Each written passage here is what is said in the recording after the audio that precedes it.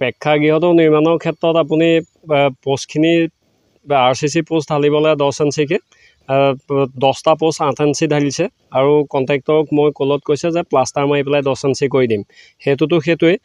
12 ফুটত এটা লিণ্টাৰ দিবলৈ লিণ্টাৰ নিদিয়াকৈ কাম কৰিছে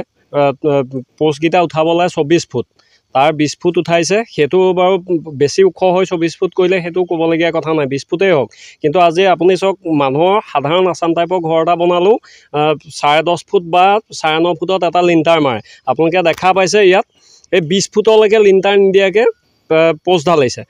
আৰু এই বস্তুটো আমি ওপৰৰ পৰা পৰা নাই বহুত কষ্টৰ বিনিময়ত গাঁৱৰ ৰাইজৰ বহুত কষ্টৰ বিনিময়ত মোৰ নিজৰ কিমান ত্যাগ সোমাই আছে মই ভাবিব নোৱাৰাকৈ ত্যাগ সোমাই আছে বস্তুটোৰ লগত আৰু তাৰপিছত যদি NRLে ফাণ্ডটো যদি কণ্ট্ৰেক্টৰ ইঞ্জিনিয়াৰ মিলি পেলাই বিসংগতিকে বনাই পেলাই এৰি থৈ গুচি যায় কাইলৈ গাঁৱৰ ৰাইজৰ এটা বৃহৎ ক্ষতি হ'ব ওপৰৰ যিখিনি লোহাৰ কেঁচি দিব লাগে সেই কেঁচিখিনি বনাবলৈ 75 mm দি তেওঁলোকে প্ৰথম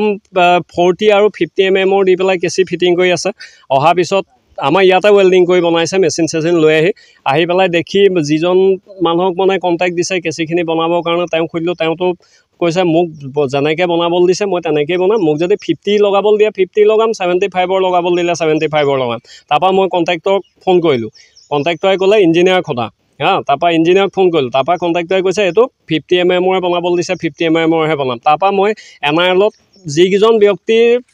লগত মানে যোগাযোগ কৰি পেলাই এই প্ৰজেক্টটো আমাৰ গাঁৱলৈ অনা হৈছিলে সেই তাৰ দুজনমান ব্যক্তিৰ লগত মই যোগাযোগ কৰিলোঁ কৰাৰ পিছত তেওঁলোকে ক'লে আমিতো এনেকৈ কাম কৰিবলৈ দিয়া নাই তুমি এখন এপ্লিকেশ্যন দিয়া আমাৰ ইয়াত কামখিনি কি বিসংগতি হৈছে তাৰপৰা সেইখিনি দিয়া হৈছে তাৰপিছত আপোনাৰ সেই কেঁচিকেইটা মই যিদিনাখন মানে কমপ্লেইন কৰিছোঁ সেইদিনা ৰাতিলৈ এটা কেঁচি বনাই দিলে 40 আৰু 50 mm দি পেলাই ৰাতি মই কমপ্লেইন কৰা দিনা সন্ধিয়া টাইমলৈ মানে 4টা 4:30মান 5টামান বজাত 75ৰ এংগেল কেইটামান আনিছে আনি পেলাই তলৰ এটা পাৰ্ট মানে 75 লগাইছে বাকীখিনি 40 আৰু 50 লাগি আছে এইটো 20 ফুট ওখ বস্তুটোত যদি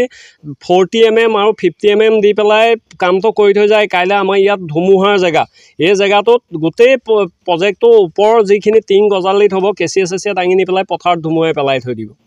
আৰু এষ্টিমেটটো ইঞ্জিনিয়াৰে মোক দিবলৈ ক'লে কেইবাবাৰো তেওঁ এষ্টিমেটটো আজিলৈকে দিয়া নাই এখন দিছে এই বিমটো ঢালি পেলাই 3 জাপ ইটা দিয়ালৈকে এষ্টিমেটটো দিছে বাকী এষ্টিমেট মোক আজিলৈকে দিয়া নাই